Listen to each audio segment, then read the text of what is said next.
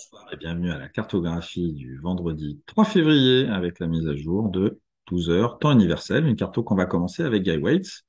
Guy Waits, pour qui la GGR a annulé le code orange aujourd'hui, un code orange qui avait été annoncé suite à la perte de sa survie dans la dépression qui est maintenant ici, à son est, mais qui était beaucoup plus creuse à cette époque, puisqu'il a perdu son radeau dans des creux de 11 mètres et des vents supérieurs à 60 nœuds, Guy qui n'est plus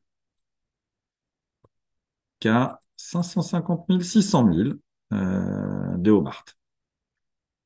On va le voir tout à l'heure, va avoir de bonnes conditions pour accompagner sa progression. Et puis devant lui, Jérémy et Yann. Eh bien, Jérémy et Yann, ils avaient été complètement dépalés vers le sud à cause de ce vent puissant de nord. On voyait que Yann, ici, était sous la longitude des îles Bounty, ici, et que Jérémy, lui, eh bien, a dû virer de bord au voyage dans une mer difficile ces derniers jours, en particulier hier.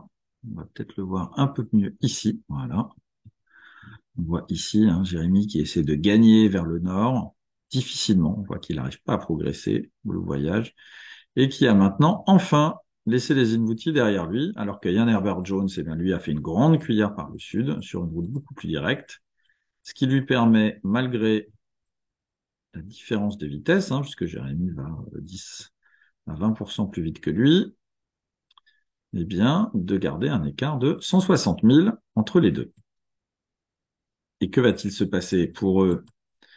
Eh bien, ce week-end et dans les prochains jours, en particulier pour Guy, qui doit encore arriver à Hobart. Il est où, Guy? Il est là. Voilà.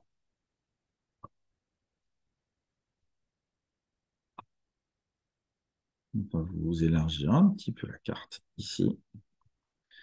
Eh bien, on va voir que pour Yann, ça va se compliquer aujourd'hui l'après-midi, puisqu'on voit ici cette zone bleue sans vent qui va s'intercaler entre lui et les îles Bounty, donc il va être encalminé ce soir.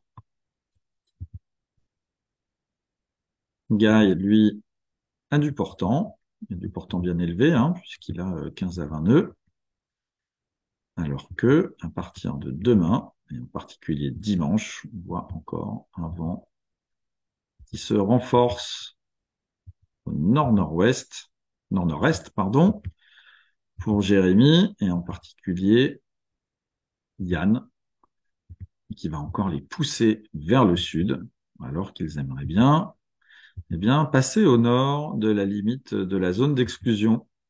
Et Gary, quant à lui, eh bien, aura toute la semaine du vent portant et frais pour le pousser jusqu'à Hobart. Alors, que va-t-il se passer devant, le long et à la sortie de la zone d'exclusion? Eh bien, Michael, lui, ça se passe plutôt bien pour lui, c'est des conditions qu'il affectionne, puisqu'il navigue dans 25 à 30 nœuds, 144 000 encore aujourd'hui, 116 pour un village Tommy, alors qu'il est dans cette zone bleue, évidemment sans vent, donc on le voit, il fait moins d'un nœud au 77, ce qui n'est pas exactement, je pense, ce qu'il voudrait faire, et Kirsten à 132 000. Alors c'est beaucoup moins que les moyennes journalières auxquelles elle nous a habitués lors de sa sortie, qui tournait entre 150, 160 ou 170, mais c'est quand même pas mal. Et Kirsten, eh bien, qui, ces 4 derniers jours, a mené dans les meilleures distances sur 7 jours, eh bien, le 31, la 6e distance de la flotte, 1158 000. Le premier, 1169. Le deuxième, un nouveau record absolu à 1216 000. Et ce matin, 1198 000.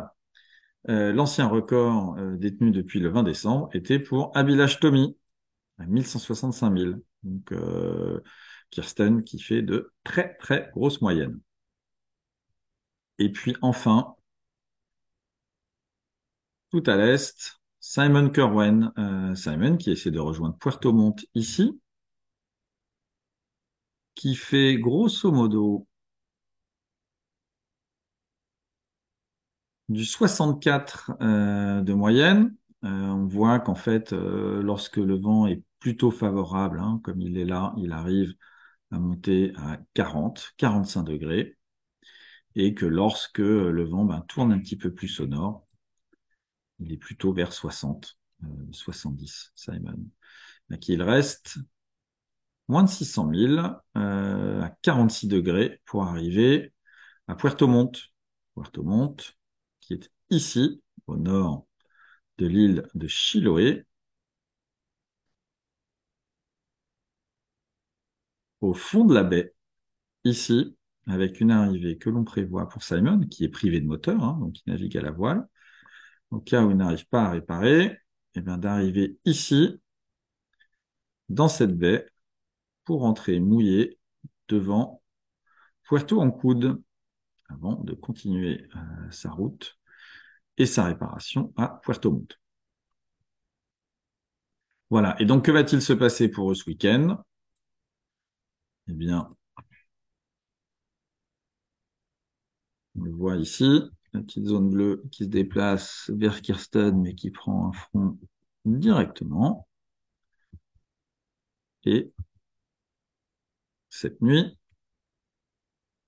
autre front pour Abilash et Kirsten, qui atteindra également Simon.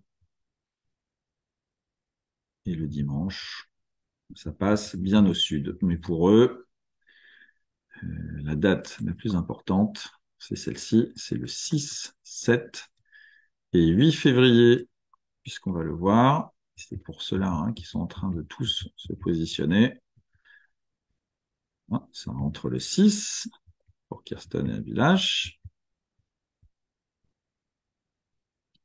se creusant le 7 pour ensuite arriver dans la nuit du 7 au 8 sur Simon, qui lui essaye de se positionner ici à 45 sud et 80 degrés, de manière à laisser passer le plus gros en étant positionné ici du mauvais temps, puisque lui n'a pas de régulateur d'allure et sera contraint de barrer dans le gros temps. Voilà. Mais ça, c'est pour le milieu de semaine prochaine. En tout cas, pour ce week-end, eh bien, pas d'avis de gros temps prévu, à part peut-être un dimanche un petit peu compliqué pour Jérémy et Yann. Mais ça devrait bien se passer jusqu'à lundi, date à laquelle je vous donne rendez-vous. C'était la cartographie du vendredi. Je vous remercie de l'avoir suivi. Au revoir.